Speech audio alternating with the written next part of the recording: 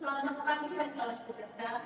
Saya Aya Jackson, nomor Kemendagri NS 240527742. Hari ini saya akan menggunakan ajak saya yaitu bahasa Melayu sebagai bahasa ilmu, realiti atau retorik.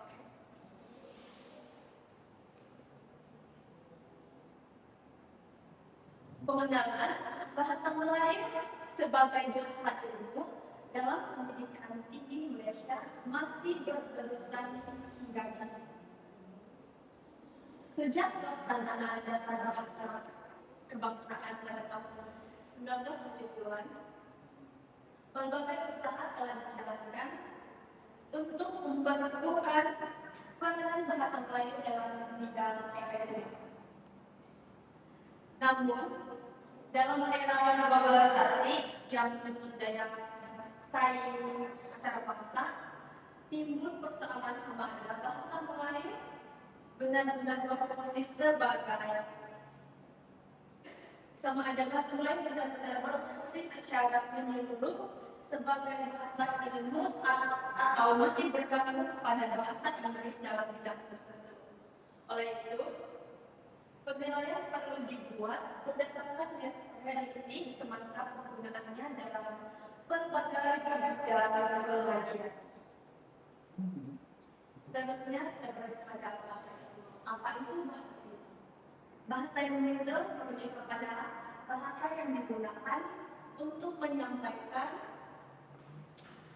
membina, membangun, dan menyebarkan ilmu pengetahuan secara sistematik dan berstruktur dalam berbagai bidang seperti sains, teknologi, pendidikan, undang-undang, dan kemanusiaan. Bahasa ilmu mempunyai ciri-ciri berikut seperti yang pertama yaitu bersifat formal dan dapat, seperti menggunakan istilah yang khusus dan makna yang jelas bagi mengungkapkan keahlian. Ciri yang kedua yaitu mempunyai sistem istilah dan terminologi yang lengkap. Setiap bidang ilmu mempunyai istilah teknikalnya tersendiri. Ciri yang ketiga yaitu sering digunakan dalam penulisan akademik dan penyelidikan, contohnya dalam jurnal, tesis, buku ilmiah, dan pembentakan akademik. Ciri yang terakhir yaitu berfungsi sebagai medium pemikiran kritis dan analitis. Bahasa bukan sekadar alat komunikasi, tetapi alat untuk berpikir dan berusaha secara logik. Oke, seterusnya kita beralih kepada realiti penggunaan bahasa Melayu sebagai bahasa ilmu.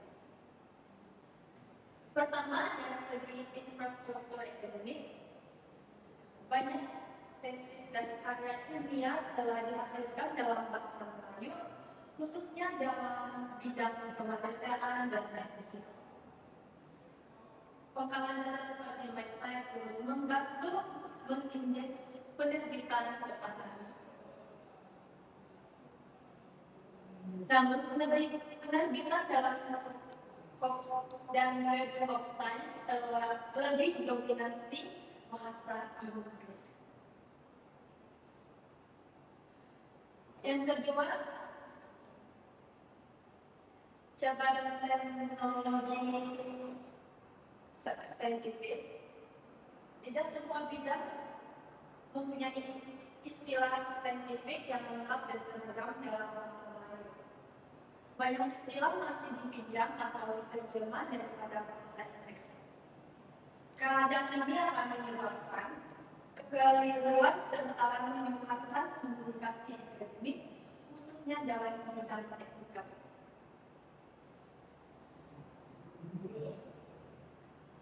Yang ketiga, dari segi persepsi akademik, ramai bicara dan penyelidik lebih selesa menggunakan bahasa Inggris karena faktor jangkauan antarabangsa, impact situasi yang lebih tinggi, serta keperluan penerbitan dalam jurnal berprestasi.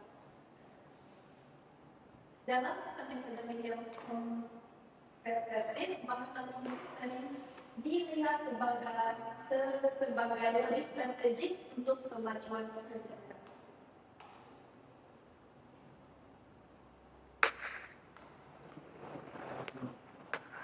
Berikut adalah data online yang saya dapat,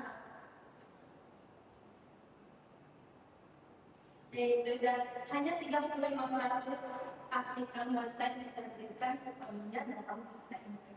Bahasa Melayu, bahasa Inggris masih dominan.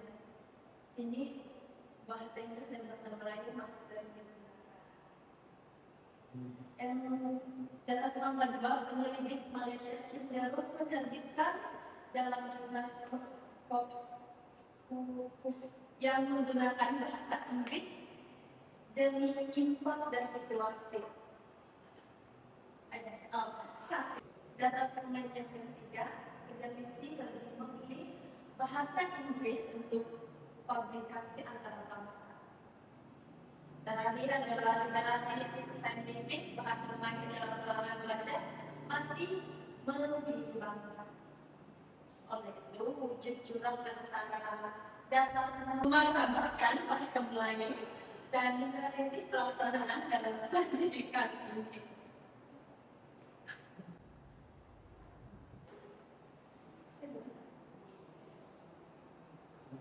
Seharusnya perbandingan dalam bahasa lain dalam bidang ekonomi. Saya ada tiga. Pertama, bidang sains. Bahasa Inggris lebih mendominasi sebagai bahasa pemantau dan komunikasi saintifik. Majority program sains menggunakan bahasa Inggris untuk memastikan keseragaman dan standar global. Dalam bidang teknologi dan kejuruteraan juga bergantung kepada bahasa Inggris yang lebih ketat dalam pengajaraan seperti Python, Java menggunakan sintaks Inggris. Dokumentasi teknikal dan sejarah profesional dalam bahasa Inggris, walaupun terdapat usaha dalam universitas seperti University Malaysia Sarawak untuk memperkenalkan kursus dalam bahasa Melayu, masih terlihat dalam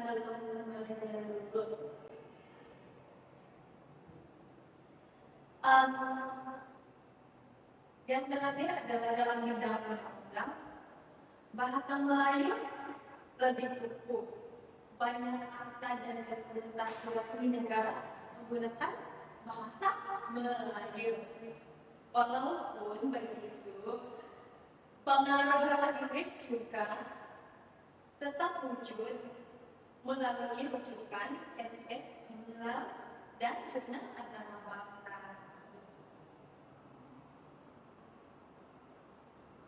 Seterusnya, cadangan peranan bahasa Melayu sebagai bahasa ilmu.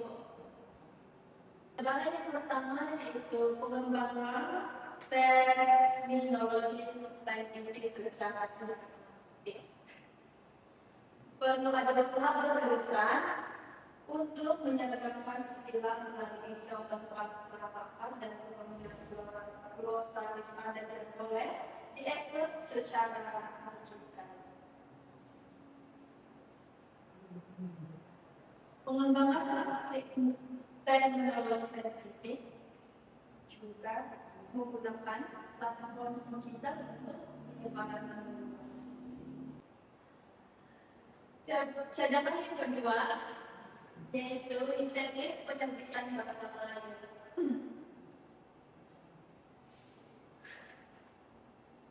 University boleh memberi kredit tambahan dalam penilaian prestasi serta menyediakan geran khas untuk penerbitan dalam bahasa Melayu, seperti menumbuhkan jurnal akademik bahasa Melayu yang berprestasi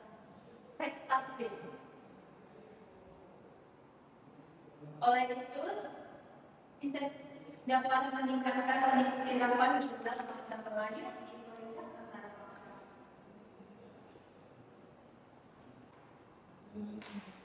Cadangan yang ketiga yaitu penambahkan ke kurikulum pendidikan negeri. Mengintegrasi literasi saintifik bahasa Melayu dalam semua program ijazah. Juga menambahkan buku teks dan bahan rujukan dalam bahasa Melayu.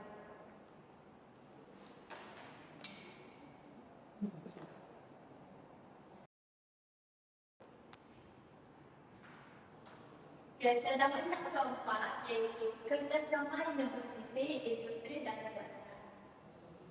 Mewajibkan dokumentasi teknikal bahasa Melayu dalam statement awal.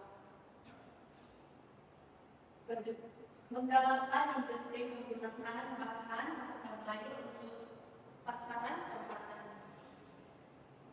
Dengan ini dapat memperkuatkan peranan Dewan Bahasa dan Pustaka dalam pembangunan istilah. Oleh itu, jika kolaborasi bagi pembangunan bahan teknikal dan ilmiah dalam bahasa Melayu. Cadangan yang terakhir yaitu ekses dan digitalisasi karya akademik. Seperti memperluaskan repository digital university. Selanjutnya, tingkatkan pengindeksan jurnal bahasa Melayu dan itu dapat memudahkan capaian kepada tesis dan artikel dalam bahasa Melayu.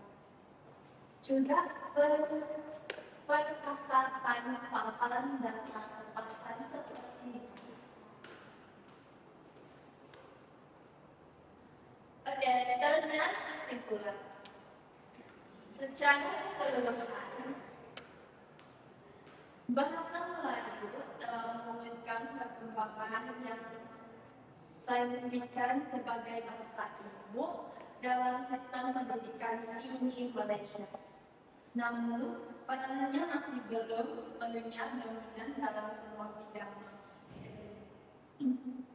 Bidang kemanusiaan dan juga pendidikan memperlihatkan penggunaan yang lebih kukuh, manakala bidang sains dan teknologi masih banyak bergantung kepada bahasa Inggris sebagai medium utama. Keadaan ini dipengaruhi oleh faktor terminologi, persepsi akademik, keperluan penerbitan bahasa serta tuntutan globalisasi. Walau bagaimanapun, bahasa Melayu bukan sekadar simbol atau paling dasar, tetapi mempunyai potensi besar untuk diperkasakan sebagai wahana ilmu yang berdasar.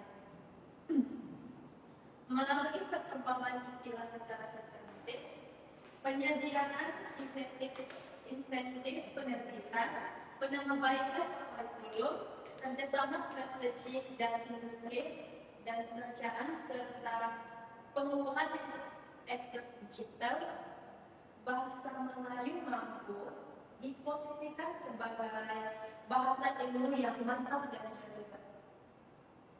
Dengan komitmen yang berterusan daripada semua pihak, bahasa Melayu berupaya berdiri standing dengan bahasa-bahasa utama dunia dan menyampaikan dalam menyampaikan dan mengembangkan ilmu pengetahuan. Itu saja dari saya.